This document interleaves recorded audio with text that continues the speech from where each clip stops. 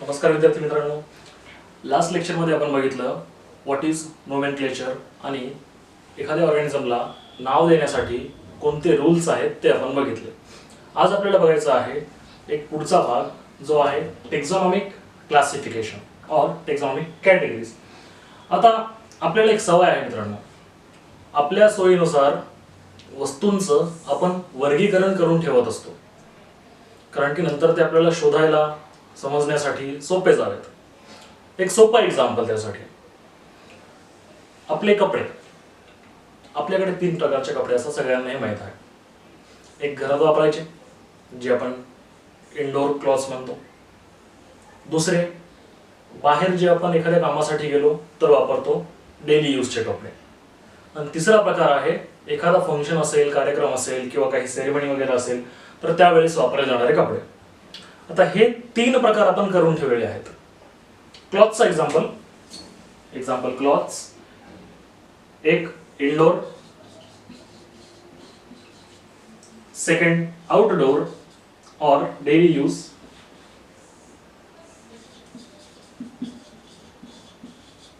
and third one is occasional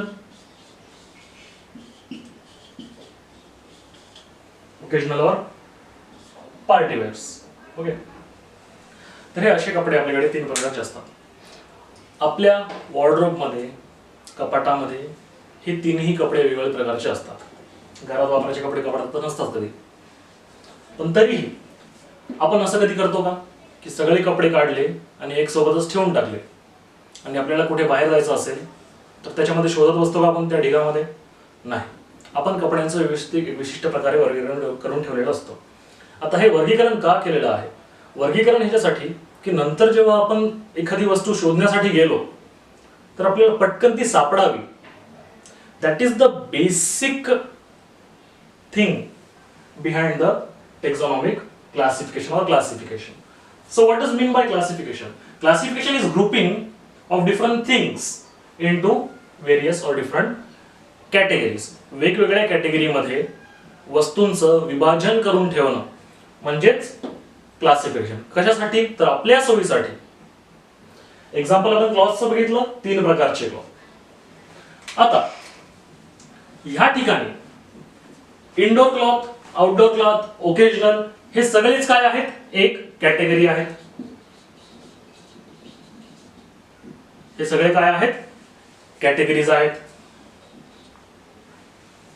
किंवा घरातले वस्तू पण बघा, किचन मध्ये वस्तू आपण मेन हॉल मध्ये घेऊन येत नाही, टीव्ही आपण किचन मध्ये लावत नाही.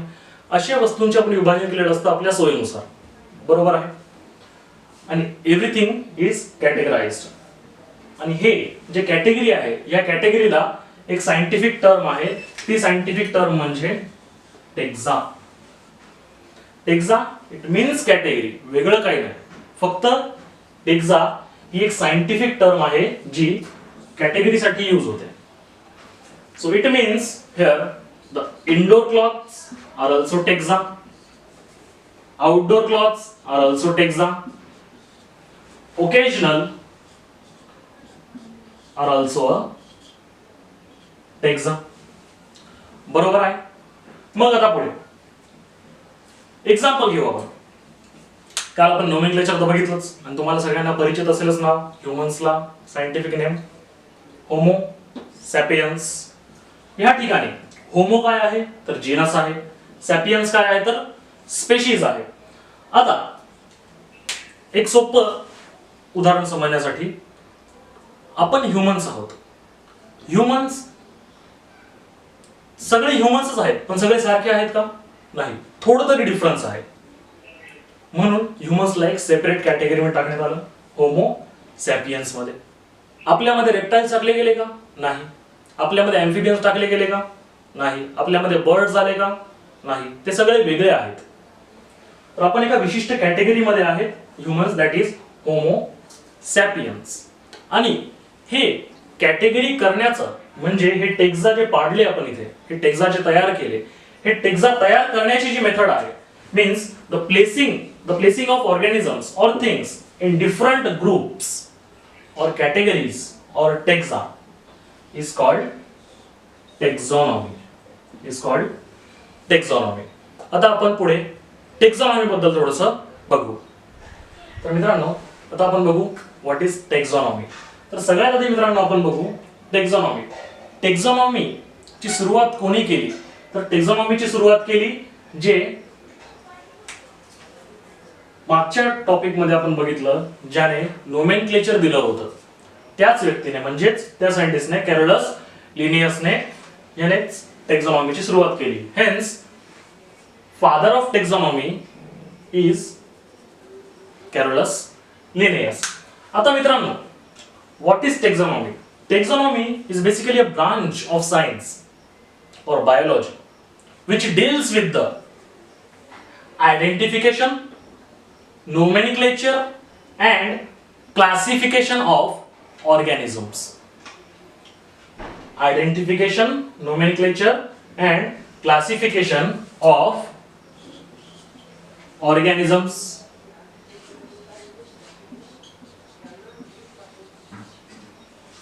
ठीक आहे. तर सगळ्यात आधी मित्रांनो आपण बघून घेऊ व्हॉट इज आयडेंटिफिकेशन. आयडेंटिफिकेशन एक सोपं उदाहरण देतो.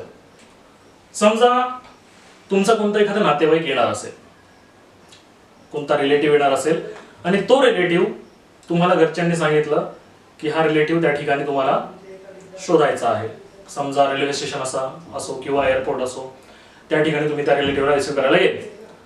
तुम्ही त्याचं नाव नेमकं विसरले, त्याचा तुमच्याकडे नंबर नाही, काहीच नाही, फक्त घरच्यांनी तुम्हाला डिस्क्रिप्शन दिलं होतं की असा असा एक व्यक्ती येणार आहे, त्याचं वय अंदाजे एवढं असेल, 30 ते 40 वयोगटात असेल, त्याने सूट वगैरे घातलं असेल, कपडे घातले असतील, कॅप असेल, टाय कोणत्या रंगाची असेल, शूज असेल, हातात बॅग असेल कशी असेल, ऑफिस बॅग आहे की ट्रॅव्हल बॅग आहे की बॅकपॅक आहे, हे सगळ्या गोष्टी तुम्हाला सांगण्यात आल्या आणि तुम्ही त्या ठिकाणी गेले तर साहजिक आहे तुमच्या मनामध्ये आता एक प्रकारची तुम्हाला एक आकृती तयार झालेली आहे की असा व्यक्ती कोणता तरी आहे जो आपल्याला त्या रेल्वे स्टेशनला किंवा एअरपोर्टला भेटणार आहे.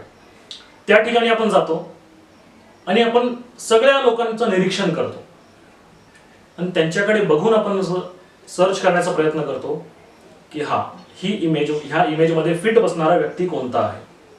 म्हणजेच what we do, we identify that particular person based on the description. Here to identify organism based on the description. टेक्झॉनॉमी मध्ये पण तेच केलं जातं.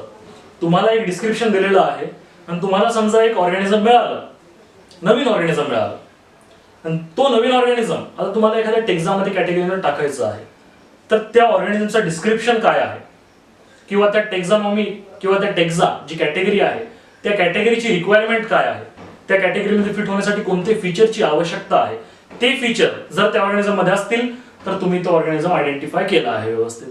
मग दुसरा पार्ट येतो जो आपण मागच्या लेक्चर मध्ये बघितला, नोमेनक्लेचर. आता तुम्ही पूर्ण डिस्क्राइब केलं त्या ऑर्गॅनिझमला, आयडेंटिफाय केलेलं आहे based on the description, right. नाव तुम्ही काय करणार, त्या ऑर्गॅनिझमला आता नाव देणार. कोणत्या बेसिसवर, जे तुम्ही आयडेंटिफाय केलं आहे. So giving the name on the basis of description and identification. आणि नाव देण्याची पद्धत जी आहे नोमेनक्लेचरची, त्याचे रूल्स जे आहे आपण मागच्या लेक्चरमध्ये बघितले. नेक्स्ट लास्ट राहतो क्लासिफिकेशन.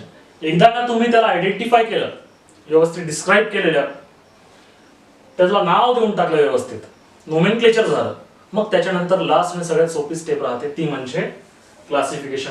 मग त्याच्यानंतर तुम्हाला तो ऑर्गॅनिझम घ्यायचा आहे आणि व्यवस्थित कोणत्या कॅटेगरीमध्ये तो फिट होतो त्या ठिकाणी त्याला प्लेस करून टाकायचा आहे. So this is taxonomic classification. पण आता एवढ्या वेळेचं मी म्हणतोय टेक्झा टेक्झा टेक्झा, तर असे किती टेक्झा आहेत? तर मित्रांनो टोटल असे 7 टेक्झा आहेत जे आज बायोलॉजीमध्ये किंवा सायन्समध्ये टेक्झॉनॉमीमध्ये यूज केले जातात. आपण आता त्यांच्याबद्दल बघू. तर मित्रांनो आता हे 7 टेक्झॉनॉमिक कॅटेगरीज कोणत्या आहेत ते आपण आता बघू, ज्यांच्यामध्ये ऑर्गॅनिझमचं क्लासिफिकेशन करण्यात येतं. तर हे टोटल 7 जे टेक्झॉनॉमिक कॅटेगरीज आहेत ते अशा प्रकारे. सगळ्यात आधी आहे किंगडम. किंगडम नंतर फायलम, फायलम नंतर क्लास, क्लास नंतर ऑर्डर, ऑर्डर नंतर फॅमिली, फॅमिली नंतर जीनस,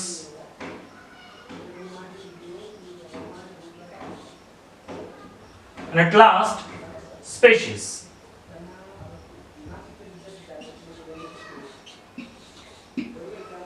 आता मित्रांनो हे 7 जे कॅटेगरीज आपण बघितले 1 2 3 4 5 6 आणि 7 हे 7 कॅटेगरी.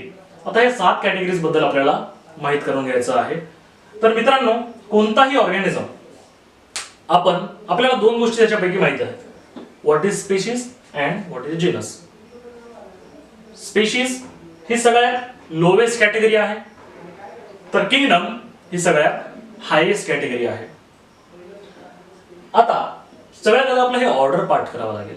हे जे सिक्वेन्स आहे हे अशाच पद्धतीने आपल्याला पाठ करणं गरजेचं आहे.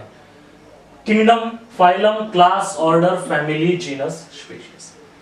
ह्याच्यामध्ये काही आपण शफलिंग केली, काही जम्बलिंग झाली या ठिकाणी, किंगडमच्या जागी फायलम आलं, फायलमच्या जागी ऑर्डर आलं, ऑर्डरच्या जागी जीनस आलं, तर चालत नाही.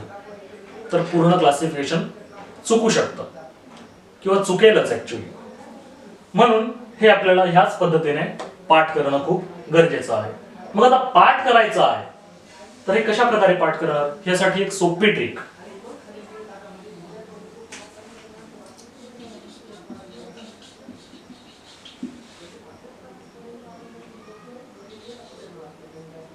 यासाठी एक सोपे ट्रिक. एक सेंटेन्स आपण जर ही पाठ केली तर ही पूर्ण सिक्वेन्स आपल्याला व्यवस्थित पाठ होते. King Philips, King Philips came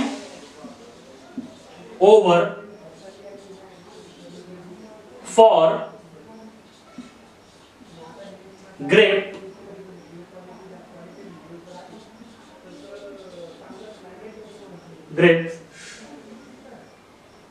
soup. King Philips came over for grape soup. K for kingdom, phylum, class, order, family, genus, species. ही एक सेंटेन्स जर आपण पाठ केली तर हा ऑर्डर आपल्याला असाच पाठ राहतो. आता ह्या ठिकाणी आपण ह्याला डाउनवर्ड किंवा अपवर्ड ऑर्डर मध्ये लिहू शकतो. अपवर्ड ऑर्डर सगळ्यात खाली आपण स्पीशीज लिहिणार, genus, family, order, class, phylum, kingdom. आणि अपवर्ड ऑर्डर आधी स्पीशीज लिहायचं, मग so on up to the kingdom. म्हणजे चढता क्रम उतरता क्रम आपल्याला जे गणितामध्ये असतं अपवर्ड अँड डाउनवर्ड ऑर्डर तेच, बाकी काही नाही. तर आज आपण इथेच थांबू. आता पुढच्या लेक्चरमध्ये आपल्याला काय बघायचं आहे, पुढच्या लेक्चरमध्ये आपल्याला हे जे टेक्झॉनॉमी कॅटेगरीज आपण बघितले किंगडम पासून तर जीनस स्पीशीज पर्यंतचे, यांच्याबद्दल आपल्याला माहिती घ्यायची आहे की ह्यांच्यामध्ये ऑर्गॅनिझम कशा प्रकारे विभाजित केले जातात आणि कोणत्या बेसिसवर आणि कोणते ऑर्गॅनिझम कोणत्या कॅटेगरीमध्ये टाकायचे हे कशा प्रकारे ठरवल्या जातात. ठीक आहे, थँक्यू.